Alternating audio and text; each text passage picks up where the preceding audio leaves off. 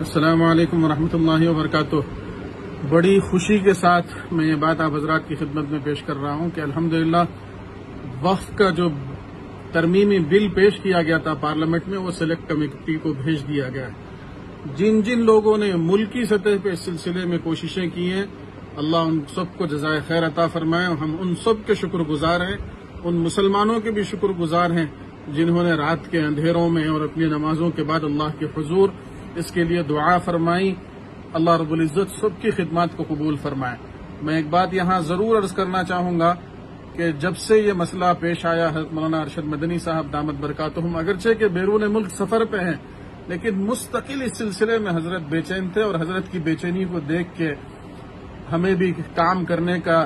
جذبہ پیدا ہوا۔ میں نے اس خصوص میں چندرا بابو نائیڈو صاحب سے قریبی تعلق رکھنے والے جناب فاروق شبلی صاحب، جناب شریف صاحب MLC اور دیگر حضرات سے، شاہجہاں بادشاہ صاحب ہیں اور دیگر حضرات سے مستقل رابطہ کر کے میں بھی کوشش کرتا رہا، ان حضرات سے بات کرتا رہا۔ یہ حضرات بھی بڑے فکر مند تھے، ہمیشہ کوشش کی بات کرتے۔ ابھی مجھے فاروق شبلی صاحب نے کچھ دیر پہلے بات کر کے کہا کہ مفتی صاحب آپ مطمئن رہیں، یہ بل سلیکٹ کمیٹی کو جائے گا، اور صاحب نے ہمیں تیقن دیا ہے۔ یقیناً مسلمان چاہے، میں ایک بات یہ عرض کرتا ہوں، جمعیت العلماء سے ہماری وابستگی ہونے کی وجہ سے جو پارٹی اقتدار میں ہوتی ہے، چاہے تلنگانہ میں BRS ہو، چاہے کانگریس ہو،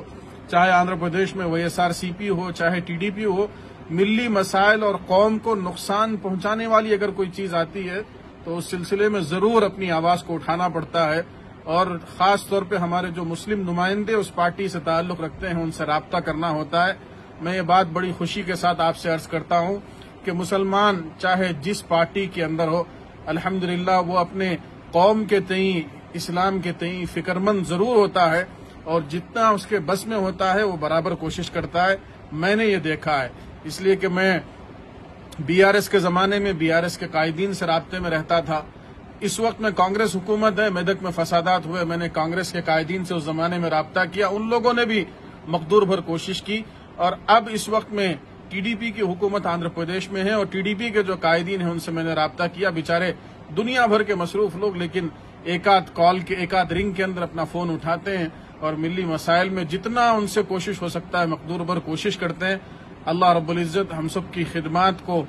ان قائدین کی خدمات کو اللہ قبول فرمائے، اور ملت کا درد اور ملت کو ہمیشہ ترجیح دینے کا جذبہ اللہ رب العزت ہمیشہ ان کے اندر باقی اور قائم رکھے،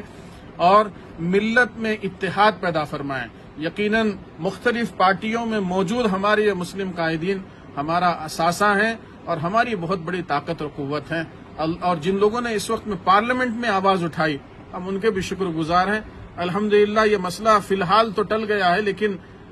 سلیکٹ کمیٹی کو بھیجا گیا ہے، اور کچھ مہینے کے لیے میں سمجھتا ہوں کہ مسئلہ ٹلے گا، لیکن بہرحال اس پہ جو ہے جب تک کوئی